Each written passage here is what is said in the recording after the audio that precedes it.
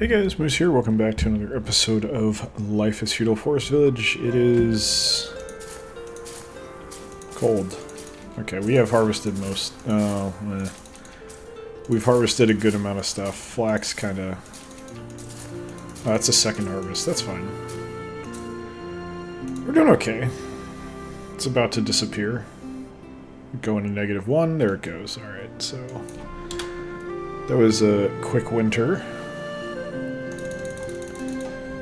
We never had any gatherers going anyway, so we don't have to worry. But ooh, I didn't have anyone going on the trees either. Alright, well, that's a little bit of an oversight, but we can live with it. Wow, we lost more gathering. God, that... it frustrates me so much to see that happening so often. I'm so tired of those burning down. I think we need more, metal. So, we're gonna go get more metal.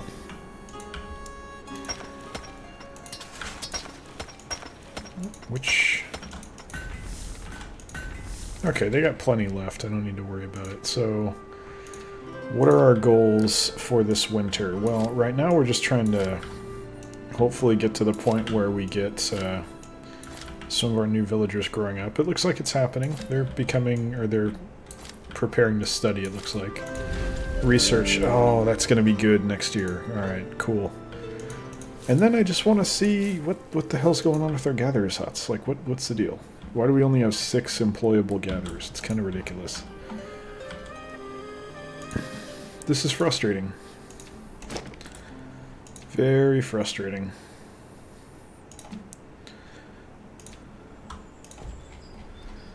That's one. If I come over here, there was another one in this area? Okay, there's that. Did I just not rebuild the... no, there it is. Or there's one. I think that's a different one. Sheep died in animal attack. This is false. I do not believe this. There's a tower. There's sick animals. You can have sick animals? What the... how and when did this happen? And what am I even supposed to do about that? Do I just kill them all? Like, what do I do? It is extremely unclear to me what I'm meant to do about this, if anything. I could see if they wanted us to slaughter them all. But that doesn't really make sense either, to be honest.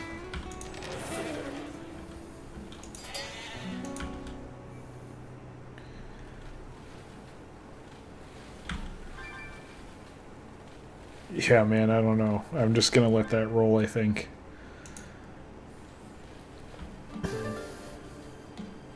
Yeah, I got no clue what I'm meant to be doing there. Let's go ahead and upgrade the keep again.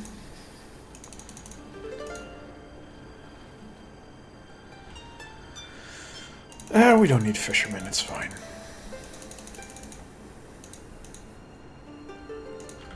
Better to get the building done. Wait, hold up. What do you mean you don't have work? Oh. That's fine. That actually makes sense. Probably should have understood what was going on there.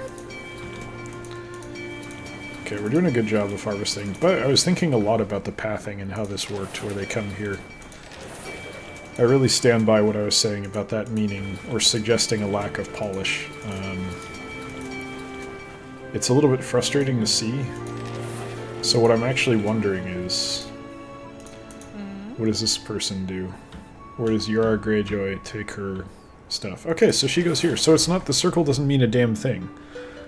God, then why even have it? Why is it here? Okay, so the circle means nothing, and they just go to whichever one from a just straight, not paying any attention to coordinates, whichever one's direct, more close, in a straight line. Like if you draw a line from here to here, that's closer than from here to here. Which, again, is... I don't really know how to explain it.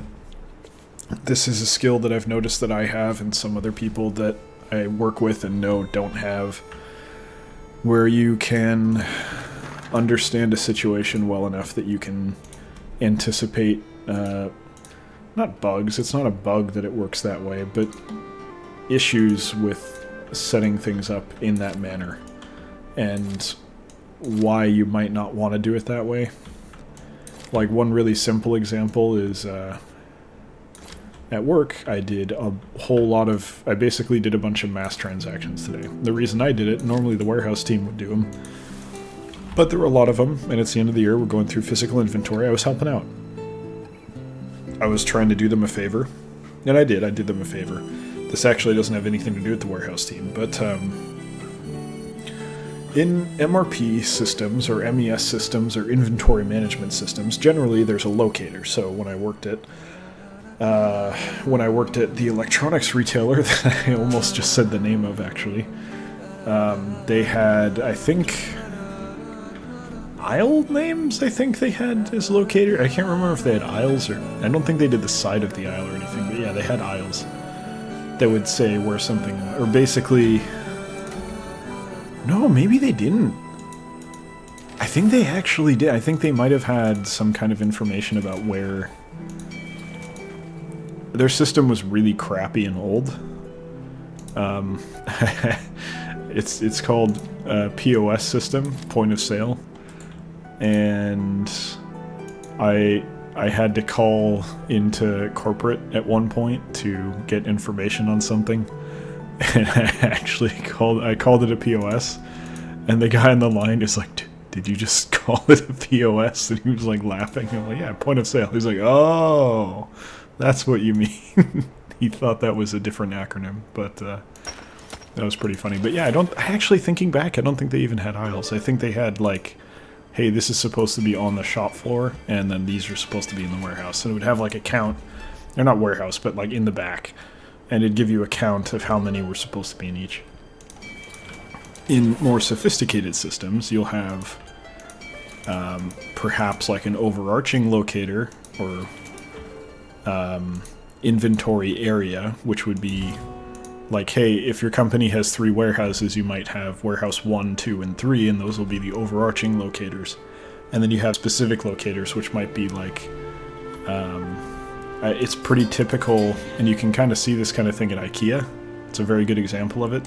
They'll say, like, hey, it's this aisle, then it's this bay, and it's on this side of the bay, or this side of the aisle, depending on how they want to quantify it. You could do the aisles 2 different ways. You could say this is aisle, counting both sides, is aisle A or 1 or whatever, or you could say this side of the first aisle is A, this side is B, even though it's the same physical aisle, each side is its own number or letter.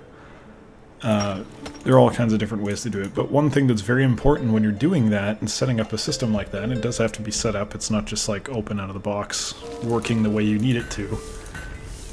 One very important thing is, and you'll see this in programming too, consistent naming. Are we out of clay? Consistent naming, not just in format, but in length, and every segment should be the same number of characters. So, in my example, let's say IKEA has 9 aisles. You might say, well, we're going to do the aisles with numbers, and we're going to say aisle 1, 2, 3, 4, 5, 6, 7, 8, 9. And the first part of any address, basically, will be 1, 2, 3, 4, 5, 6, 7, 8, 9. That's fine. However, right off the bat, having made that decision, you've made a mistake. Because what happens if you expand and add another aisle? Now you have aisle 10. And that's 2 characters, not 1. So now you actually need 2 characters for that portion of the address. And this is very similar to... This is basically a mistake that the people who set up the locators that I was using made. The original ones, these were like mirrored... I can't get into why, really. It doesn't really matter, but they remade some stuff. and they basically just injected an extra character, but then put it in place of a 0. But the reason that 0 was there was because the number that followed it went over 10. So as a result, they introduced variation in the length of the codes, and that's bad for data analysis, that's bad for usability, it's bad for readability. It's bad. You don't do that. That's not what you do. Oh shit, it's spring. I was caught up in my story. Whoops. Well, our gatherers are built up again, but we only have 12. We made metal. We made a good amount of metal, actually.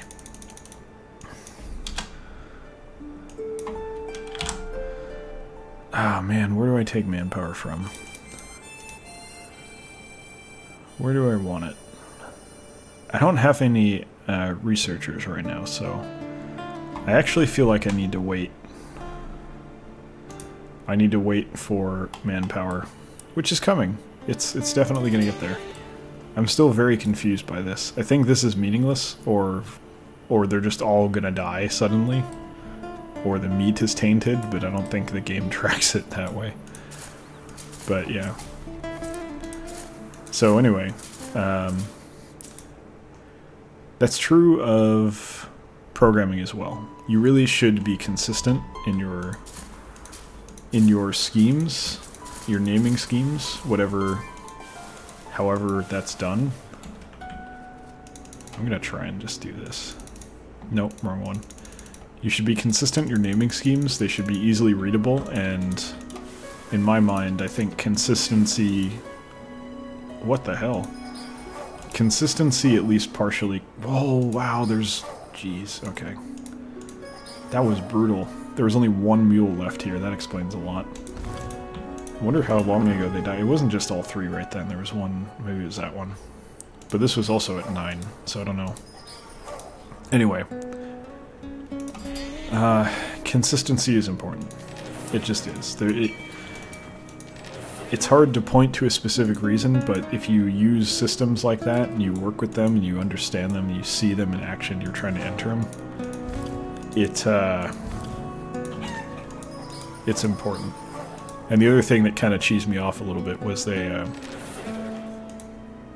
think about the keypad. You may not, if you don't work yet, or you don't work in a job where it matters, you may not realize how important the keypad is on a computer. It's incredibly important for quick number-related data entry. So pretty much if you want to use any character, if you want to use a character in any kind of naming scheme that involves repetitive anything, and it's primarily number-based, which I think, in my mind, most good naming schemes are. You can go with a letter at the start. That's not too bad. It's preferable to do a number, but there's more letters than numbers, so if you're trying to minimize the impact on the length of the naming scheme, it makes some sense to use numbers. But it was very frustrating because they threw a underscore in the middle of it, which, if you're typing something repetitively, is a really bad character to use because you need to hold down shift. And you also have to take your hand off the number pad to do it. I mean, you can do it with one hand if you do your left hand for it, but you kind of have to look at the keyboard. It's not something you could just brainlessly type in. Like, I could hit any number on the keypad and any character, slash, asterisk, plus, minus, enter, period, or decimal, or whatever you would call it. Anything on the keypad I can hit blindfolded. Zero problem. So that's kind of preferable if you're designing a system. But these are things that people don't think about much. I don't know why I'm harvesting this early. This is probably stupid. I'm just having fun with it, I guess. We'll see what happens this year. I don't even know if they're fully done planning. I do think we're good on food, however, so... Oh well, we'll figure it out. But yeah, people don't think about stuff like that. And that's something that I do think about a lot of the time. And that didn't come out of nowhere. I just think a lot, and I also pay attention to what I'm doing when I'm doing something. So I think a lot about how I'm doing something, what I'm doing, why, what aspects of it are inefficient, what aspects of it are efficient, and I try to kind of manage things so that I'm working in an efficient manner. And some people just don't seem to care about min-maxing their life to that degree, which, whatever, it's your life. But if I'm working or buying a product, particularly if I'm buying a product, because that's kind of what UI design and control design, you really have to put yourself in the user's shoes and understand how they're going to use your product. And that, again, comes back to stuff like this, where there isn't really a big one I can point to directly in this game. The more what I was getting at as far as Life is Feudal goes is you should be able to understand that if you use this kind of pathfinding, this issue is going to occur. And again, like I said in the last episode, if you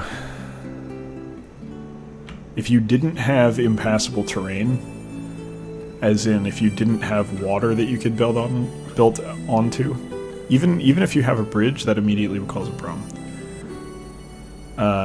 Because you can build a bridge halfway out, and that'll break it immediately.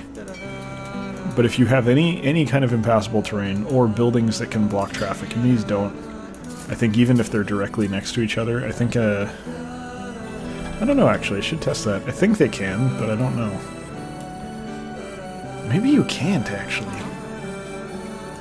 You don't need to do that, you can come with me. We'll justify it by killing this bear.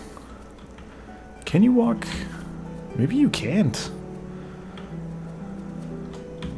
No, you can. Okay, so they can walk between the buildings. So there's no real... Even when you might say, hey, this is impassable terrain, you don't really... It's not really impassable terrain. Not really. Yeah, I had a feeling all the hide was over here. That's fine. What do we got? 7k? That's not really enough. Hides.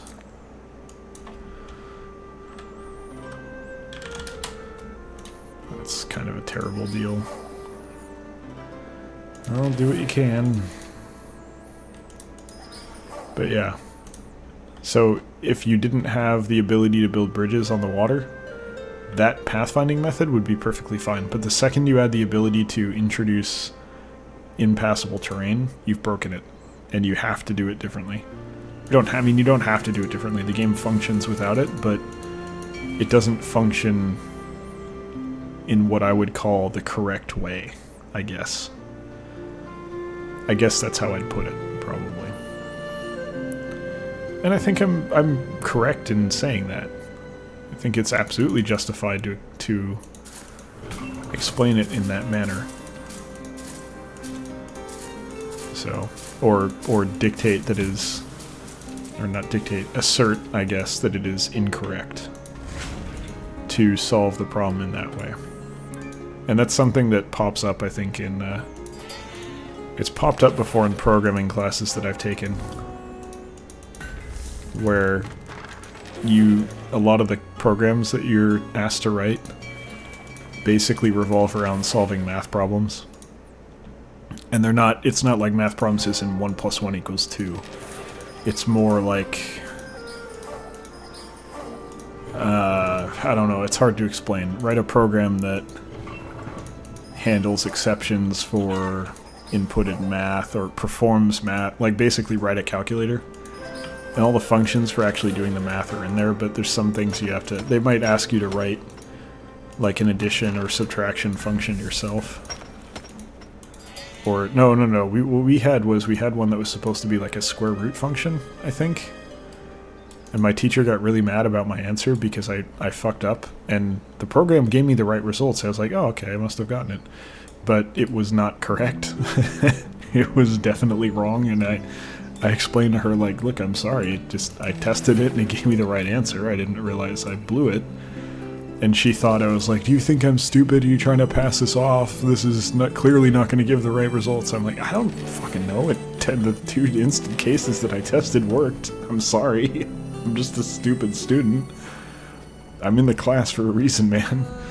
So she was unhappy. I think she figured it out. I think she was probably just having like a bad day or something.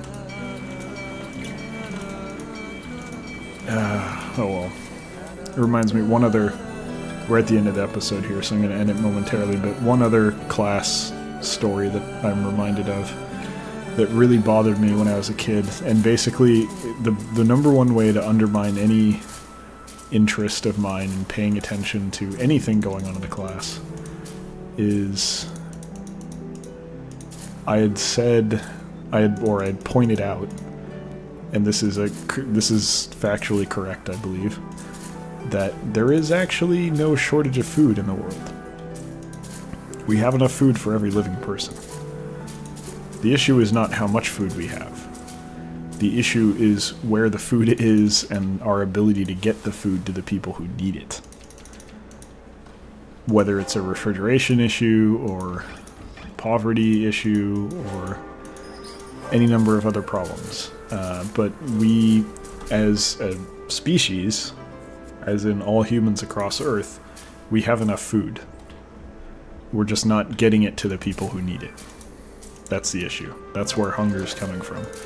Not that we lack the resources to feed everyone or anything. So this idiot in the class contradicted me and said, well, no, that's actually not the case. We actually don't have enough food. And the teacher sided with them. And they're both wrong.